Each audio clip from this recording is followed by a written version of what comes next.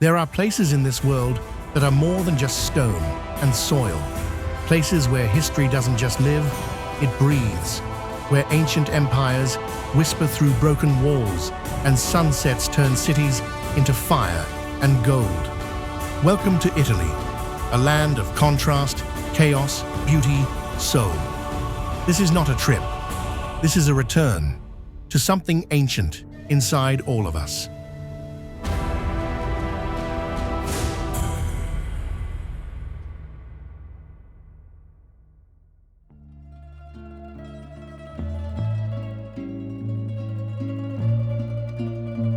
From the snow-covered peaks of the Alps to the volcanic plains of the south, Italy is not a country.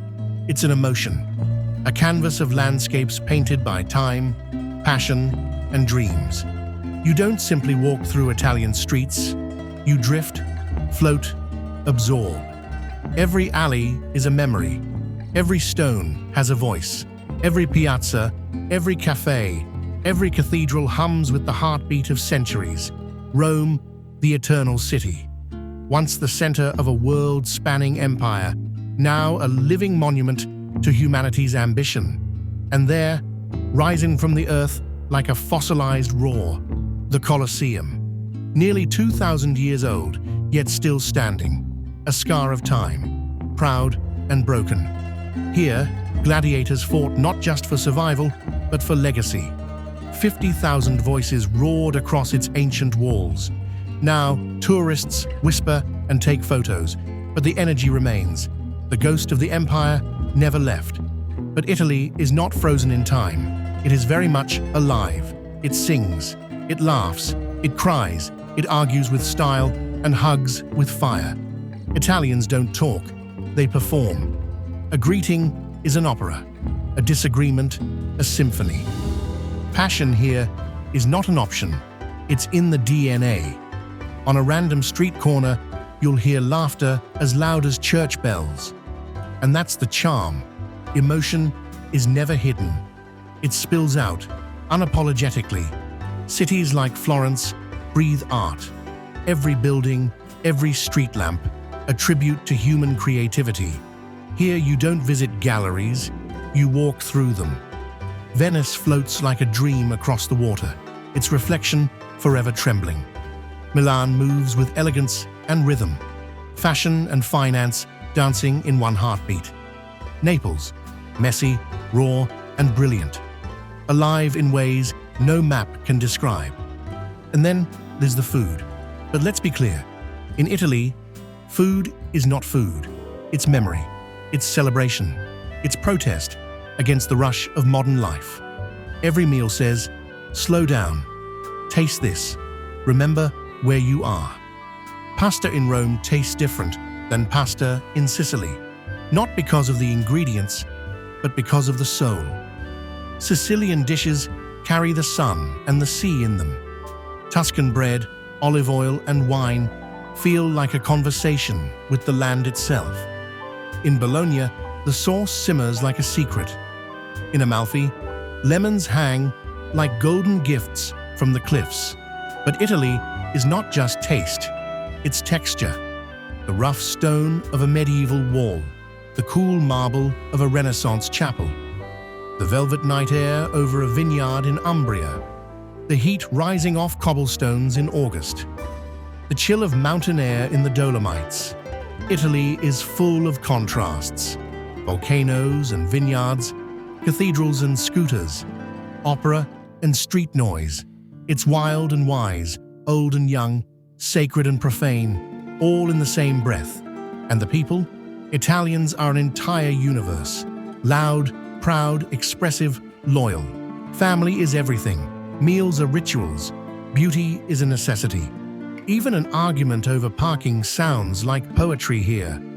And that's the point. Life in Italy isn't something you watch. It's something you feel. You don't look at a statue. You commune with it. You don't just tour the countryside. You become part of its rhythm. The rolling hills of Tuscany aren't just pretty. They are alive with history, with love, with the ghosts of poets and farmers.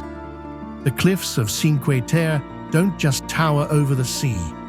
They challenge you to stop and breathe. The markets of Palermo don't just sell fruit. They explode with color, chaos, and character. Everywhere you turn, Italy reminds you of your humanity, your hunger, your heart. Even the silence here speaks volumes. A deserted chapel in the hills, an abandoned villa overtaken by vines, a ruined Roman bath echoing with absence. These are not empty spaces, they are full of soul. The Colosseum again looms, not just as a ruin, but as a reminder of what we built, what we lost, and what endures. Italy teaches you that nothing lasts forever, but beauty can echo for eternity. Art, ruins, recipes, family, fire. This is the Italian legacy. And then there are the moments. A child chasing pigeons in a piazza, a couple kissing beneath a balcony in Verona, a priest humming as he sweeps the steps of a 1,000-year-old church. These are not tourist highlights, they are fragments of magic. Italy is magic, not because it's perfect, but because it doesn't try to be. It is real, raw, lush, loud, eternal. You don't conquer Italy, you surrender to it. Let it wash over you, let it overwhelm you, let it change you. This is not a travel destination. This is a pilgrimage, a love affair, a mirror. And once you've felt it, truly felt it, you never walk away the same. So come, not to see Italy, but to feel it, to be moved by it. A woman singing softly from an open window. The sound of church bells melting into the laughter of children playing football in the streets. This is not staged. It's not curated. It's just Italy being Italy.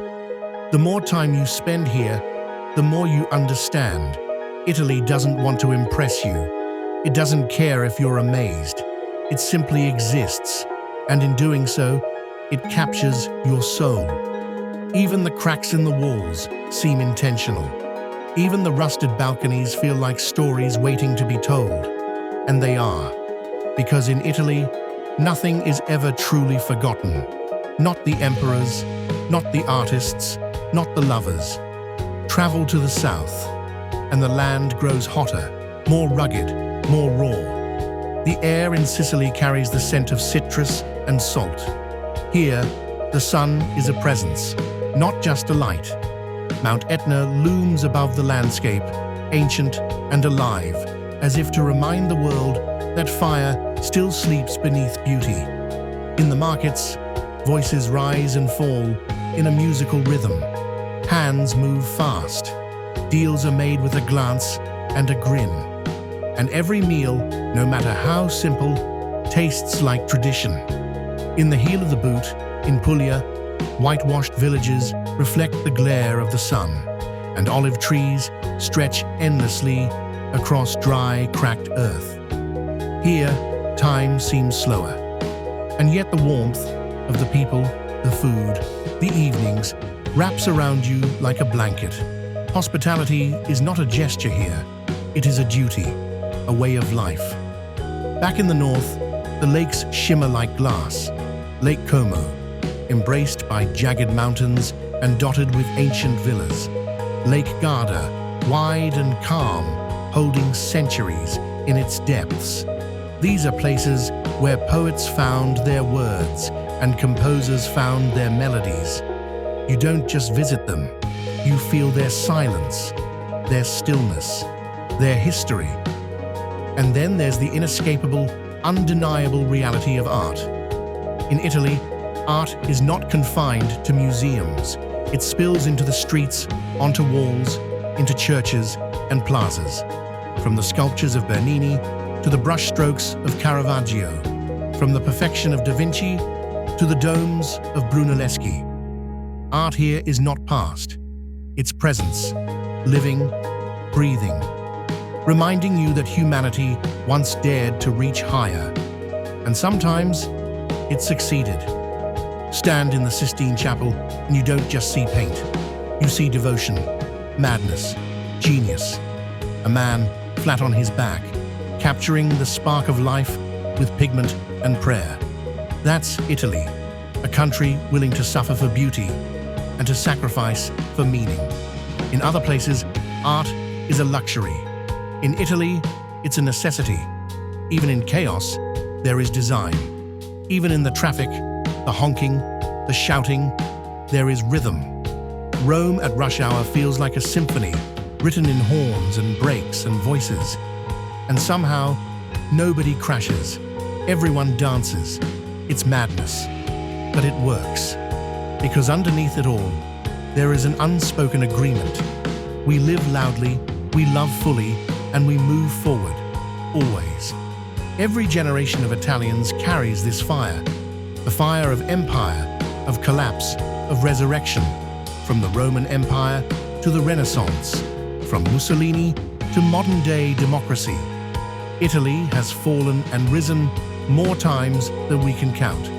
But it never lost its identity. It never forgot how to feel, how to express, how to forgive. You see it in the hands of the old man rolling fresh gnocchi, in the teenage girl racing her Vespa through a narrow street, in the priest who smokes behind the church, in the chef who yells at his staff and then hugs them, in the grandmother who insists you eat, even when you're already full. Italy doesn't ask you to understand it. It dares you to live like it. Walk through a village at dusk, and you'll hear 1,000 stories in a single silence. Lights flicker on behind shutters. A guitar strums from a terrace. Somewhere, a mother calls her son in for dinner. There's no tourist guide for this moment. No rating, no review, but it stays with you forever. Because Italy is not a destination. It's a state of being, a surrender to something ancient, elegant, imperfect, and eternal.